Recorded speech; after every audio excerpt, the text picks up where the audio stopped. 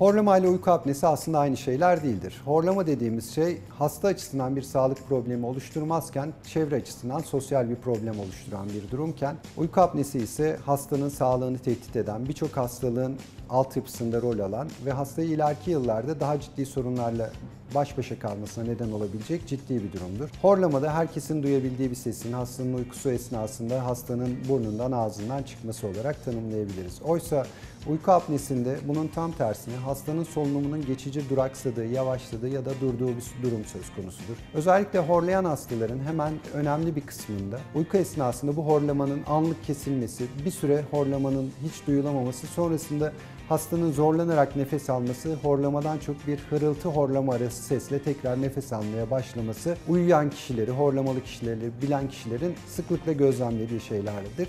Ve bu tanıklı bir uyku apnesinin işareti olma ihtimali yüksektir. Aynı hastalık olmamasına rağmen birbirlerini destekleyen, birbirlerinden güç alan, beraber olan iki hastalık diyebiliriz bunlara.